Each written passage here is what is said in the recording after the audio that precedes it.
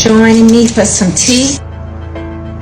I saw them when they were fighting in the beginning, and I was like, this is not right. He was slamming her with the door when she was standing in her door frame, not even close to the female on the other side. So she was literally standing on the other side of the road, and her baby daddy was literally slamming the door on her back. So she went back into her car, came back out, and then this was when the baby daddy walked towards the other baby mama. After this happened, he grabbed her by the waist. She tried to wiggle away from him. Her arm was like literally almost getting free with his arm around her neck at this time, because he was holding her by the waist in the beginning and she wiggled out, After this happened, he had her in the, like, almost looking like a headlock to me on the side, and then she stated, the other baby mama stated, "I'm gonna shoot you, bitch. Watch me shoot you, bitch." And he stated, she's gonna go get her gun. She's gonna go get her gun. Watch. And after this happened, she ran to the passenger side of her vehicle, grabbed her gun, went around, and when the woman, the mother, who slipped away from him for at least like maybe a good second, as soon as she slipped away, she shot her. And she shot her in the face, on her side, and in her thigh.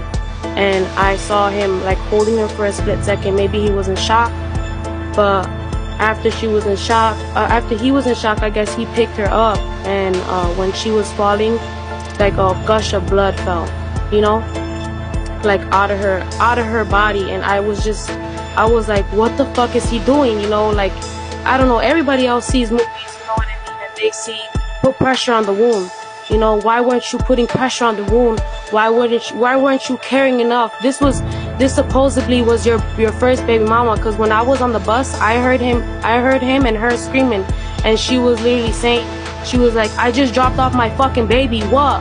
I just dropped off my fucking baby. Are you guys kidding me? As soon as I got off the 21 bus, and trust me, they got it, you know what I mean? Everything that I literally had to, I wasn't gonna let her die like that. I literally looked into her eyes. That hurt me. She says she dropped her baby off, and you don't know who she is, you know what I mean? And I was like, arrest her. She needs to get arrested, you know what I mean? They weren't even thinking. There was another black female cop who came up, and a Mexican short cop, and I pointed out, was like, the guns in her car, why wouldn't you give him the gun if supposedly this was, a self-defense? You know what I mean? If it was hey, here's the gun, this is what happened. It was no self-defense. I swear to you, it did not look like no self-defense. It looked like you shot her because you were just angry or something. You know what I mean? And to me, when she shot her, it wasn't, the female that got shot, she wasn't, with any gun. She didn't have no weapon, no knives, no nothing. So what was it that frightened you so much? You had to run around your car, go into your passenger seat, or whatever the case is, and you reached in to get your gun and shoot this woman, So to me, it was a senseless, they were arguing because she was pulling up, and I guess they ended up parking. Why was her car parked on the sidewalk? Because I seen she ran towards the sidewalk to get her gun, and it was a small black vehicle, and he had a black truck, I think.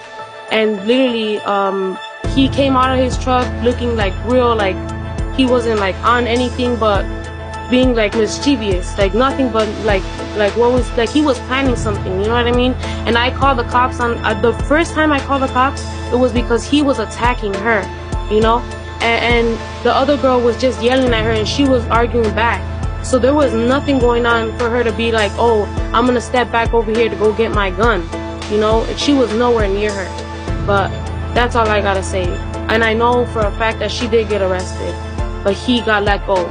So hopefully, for what I said and what I witnessed, I just don't want to be, put on the stand or anything to say. I did put a statement in because I know it's necessary. It was a ridiculous, I'm a mom too. I wouldn't want my baby to hear like that, and I wouldn't want me to be laying in the ground. She's a sister, you know, she's a mother, she's a daughter, she's somebody to everybody. She's a friend, you know, and that was bogus to just stand there and look at her like she was nothing, you know. To me, I was literally so mad. My boyfriend was also really mad. He was yelling at them. I don't know if you noticed. He was there too, and I was on the phone with him while this was happening. I would call back at him, and he was like, "What's going on?" I was like, "Please hurry." And I even had him run that way. I was like, "You need to run that way to go see if he's okay.